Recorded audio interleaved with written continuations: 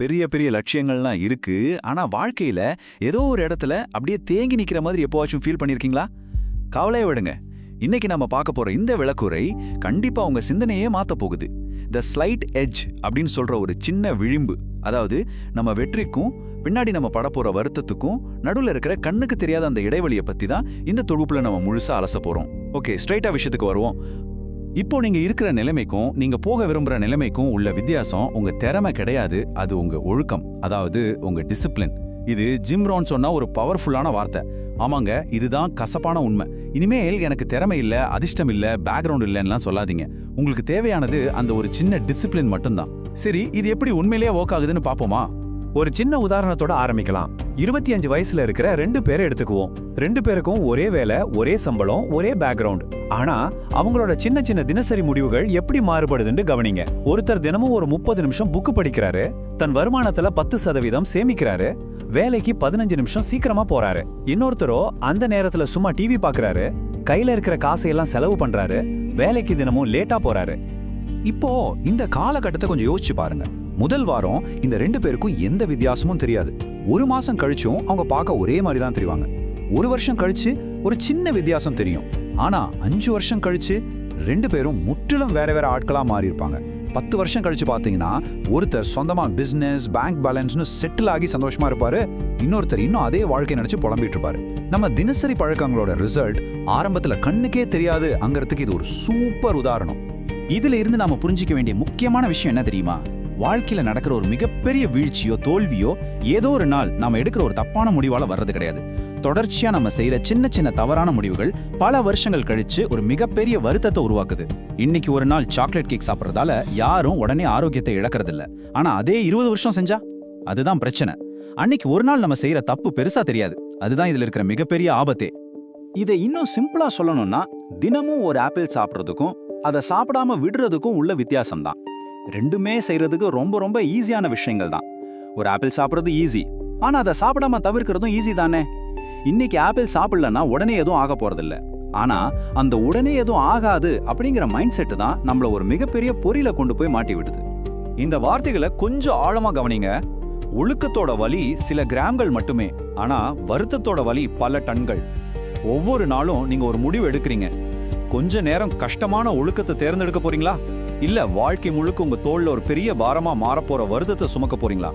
Choice உங்க கையில தான் இருக்கு. சரி, ஒழுக்கம் அதாவது டிசிப்ளின் அப்படின்னா என்ன? நிறைய பேர் இத ஏதோ மிலிட்டரி ட்ரைனிங் மாதிரியோ இல்ல நம்மள நாமே தண்டிச்சுக்கிற மாதிரியோ தப்பா நினைச்சுக்கிறாங்க. அது முற்றிலும் தப்பு. டிசிப்ளின்னா என்ன தெரியுமா? இப்போதைக்கு உங்களுக்கு தேவையான ஒரு சின்ன சுகத்துக்கும் எதிர்காலத்துல நீங்க எப்படிப்பட்ட ஆளா மாறணும்னு நினைக்கிறீங்களோ அதற்கும் நடுவுல நீங்க எடுக்கிற ஒரு தெளிவான முடிவு. உங்களை நீங்களே செதுக்கிக்கிற ஒரு பவர்ஃபுல்லான டூல் தான் இது. உங்க உணர்ச்சிகள், அதாவது உங்க ஃபீலிங்ஸ் எப்பவுமே உங்களுக்கு தப்பான அட்வைஸ் தான் கொடுக்கும். அது என்ன சொல்லும் தெரியுமா? அந்த கேக்க சாப்பிடு, இன்னைக்கு ஜிம்முக்கு போக வேண்டாம், கையில இருக்கிற காசை செலவு பண்ணு, கஷ்டமா இருந்தா அந்த வேலையை விட்டுடுன்னு தான் சொல்லும். உங்க உணர்ச்சிகளை வச்சு நீங்க முடிவெடுத்தீங்கன்னா கண்டிப்பா மாட்டிப்பீங்க. வாழ்க்கையில ஜெயிக்கிறவங்க என்னைக்கும் தங்களுக்கு மூடு வர வரைக்கும் காத்துக்கிட்டு இருக்கவே மாட்டாங்க. இப்ப நான் உங்ககிட்ட ஒரு நேரடியான கேள்வி கேட்க போறேன். உங்களால சேமிக்க முடியாதுன்னு, எதையும் நாளைக்கு ஆரம்பிச்சுக்கலான்னு உங்ககிட்ட யார் சொன்னது? யாருமே சொல்லல. உங்களுக்குள்ள இருக்கிற சோம்பேறித்தனத்தை நீங்களே ஒரு காரணமா மாத்தி உங்களை நீங்களே ஏமாத்திக்கிட்டீங்க. யாருமே உங்களை கட்டாயப்படுத்தி தப்பான பழக்கங்களுக்குள்ள தள்ளல. அந்த பொய்களை உங்களுக்கு நீங்களே வித்துக்கிட்டீங்க. அதை முதல்ல நாம மாத்தணும். கொஞ்சம் பிராக்டிக்கலா பணத்தை வச்சு இதை பார்ப்போமா? மாசம் வெறும் $300, அதாவது உங்க சம்பளத்துல ஒரு 10% மட்டும் நீங்க சேமிக்கிறீங்கன்னு வச்சுக்குவோம். ஒரு மாசத்துல அது வெறும் 300 தான். ஒரு வருஷத்துல 3600, ஆனா 5 வருஷத்துல 18,000க்கு மேல, 10 வருஷத்துல $40,000க்கும் மேல வளருது. செல்வம் அப்படிங்கறது லாட்டரி அடிக்கிறதால வர்றதில்ல, உங்க வருமானத்துக்குள்ள வாழ கத்துக்கிற அந்த சின்ன ஒழுக்கம் மூலமா தான் உருவாகுது.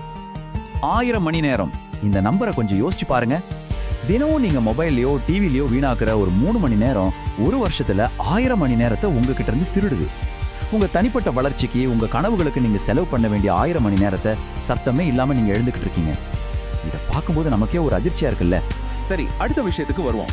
The 5:15 AM advantage, அதாவது உங்க நாள் ஆரம்பிக்கிறதுக்கு முன்னாடியே அதை எப்படி உங்க கண்ட்ரோல்ல கொண்டு வரதுன்னு பார்ப்போம். உலகத்துல இருக்கிற டாப் சிஇஓக்கள் எல்லாரும் ஃபாலோ பண்ற சீக்ரெட் இதுதான். வழக்கமா எல்லாரும் காலையில என்ன பண்ணுவாங்க?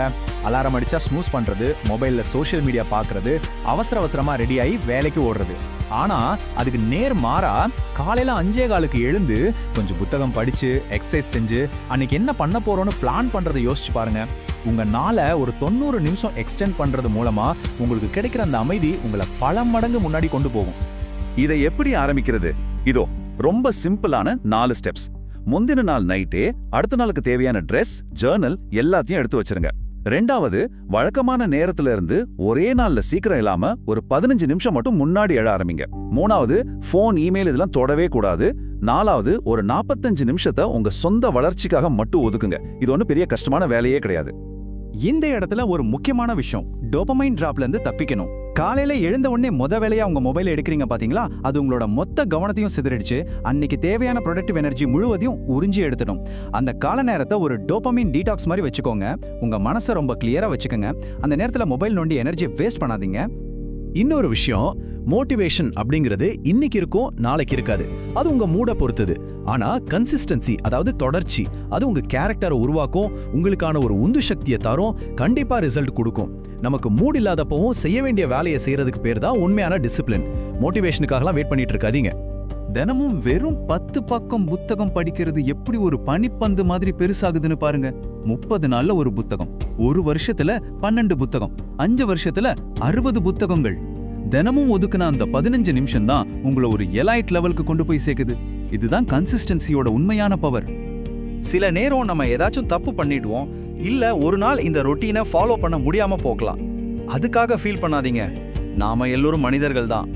ஒரு நாள் தப்பு நடந்துட்டா அதையே ஒரு காரணமா வச்சுக்கிட்டு மொத்தமா அந்த பழக்கத்தை விட்டுடாதீங்க. தொடர்ச்சியா 2 நாள் மிஸ் ஆகாம பாத்துக்கோங்க. நமக்கு தேவையானது பர்ஃபெக்ஷன் கிடையாது, கன்சிஸ்டன்சி தான். எத்தனை முறை கீழே விழுந்தாலும் திரும்ப ஆரம்பிக்கிறதுக்கு பேரு தான் டிசிப்ளின். இப்போ ஒரு முக்கியமான பகுதிக்கு வந்திருக்கோம், தி அல்டிமேட் ரீஃப்ரேம். உண்மையான சுதந்திரத்துக்கான அடித்தளமே ஒழுக்கம்தான். சுதந்திரம்னா என்ன? இது வரைக்கும் டிசிப்ளின்னா என்னமோ நம்மள கட்டி போடுற விஷயம்னு நினைச்சிட்டு இருந்திருப்போம். ஆனா உண்மை என்னன்னா, உங்களை ரிலீஸ் பண்ற ஒரு சாவியே இந்த டிசிப்ளின் தான். பண விஷயத்துல ஒழுக்கமா இருந்து சேமிக்கிற ஒருத்தரால தனக்கு பிடிக்காத ஒரு வேலையை தைரியமா தூக்கி எரிஞ்சிட்டு வெளியே வர முடியும். ஆனா கண்டபடி செலவு பண்ற ஒருத்தர் கடனுக்காகவும் சூழ்நிலைக்காகவும் அதே பிடிக்காத வேலையில மாட்டிக்கிட்டு முழிக்கணும். பண ஒழுக்கம்தான் உங்களுக்கு என்ன வேணும்னு நீங்களே முடிவெடுக்கிற சுதந்திரத்தை உங்களுக்கு தருது. அதே மாதிரி தான் உங்க உடம்பும். இன்னைக்கு தினமும் எக்ஸசைஸ் செஞ்சு உங்க உடம்ப ஃபிட்டா பாத்துக்கிட்டீங்கன்னா நாளைக்கு உங்க பேர குழந்தைங்களோட ஓடி விளையாடுற சுதந்திரம் உங்களுக்கு கிடைக்கும். ஆனா இன்னைக்கு உடம்ப கவனிக்காம விட்டீங்கன்னா வயசான காலத்துல சின்ன சின்ன வேலைகளுக்கு கூட மத்தவங்களை எதிர்பார்க்கிற ஒரு கைதியா நீங்க மாறிடுவீங்க. இன்னைக்கு நீங்க படுற கொஞ்சம் கஷ்டம் உங்க எதிர்கால சுதந்திரத்துக்கான கேரண்டி. ஒரு அற்புதமான கட்டத்துல என்ன நடக்கும் தெரியுமா? ஆரம்பத்துல ரொம்ப கஷ்டமா இருந்த இந்த டிசிப்ளின் கொஞ்ச நாள்ல உங்களுக்கே அது ஒரு கஷ்டமா தெரியாது. அதுவே நீங்களா மாறிடுவீங்க. காலையில சீக்கிரம் எழுறதோ புக்கம் படிக்கிறதோ உங்களோட ஒரு டிஃபால்ட் செட்டிங்கா மாறிடும். உங்களை நீங்களே கட்டாயப்படுத்த வேண்டிய அவசியமே இருக்காது. அது அப்படியே ஒரு மேஜிக் மாதிரி செட் ஆகிடும்.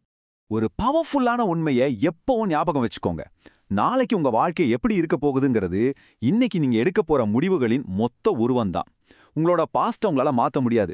அன்னைக்கு நீங்க விட்ட தவறுகளை பத்தி இப்போ பேசி பிரயோஜனமும் இல்லை. ஆனா உங்க ஃபியூச்சர் உங்க கையில மட்டும்தான் இருக்கு. அதுவும் சரியா இந்த நிமிஷத்துல இருக்கு. நாம இந்த விளக்க உரையோட இறுதி பகுதிக்கு வந்துட்டோம். இப்போ உங்களுக்கான கேள்வி இதுதான். தொடர்ந்து செய்யும் போது உங்க வாழ்க்கையே முழுசா மாத்தக்கூடிய எந்த ஒரு சின்ன ஒடுக்கமான செயலை இன்னைக்கு நீங்க ஆரம்பிக்க போறீங்க? நாளைக்கு காலையில 5:15க்கு எழ போறீங்களா? இல்ல தினமும் 10 பக்கம் புத்தகம் படிக்க போறீங்களா? அந்த ஒரு சின்ன முடிவை இப்போ எடுங்க. ஏன்னா ஒரு சூப்பரான வாழ்க்கை உங்களுக்காக காத்துக்கிட்டே இருக்கு. இந்த தொகுப்பு உங்களுக்கு ரொம்ப பயனுள்ளதா இருந்திருக்கும்னு நம்புறேன். உங்களை அடுத்த முறை சந்திக்கிறேன். நன்றி.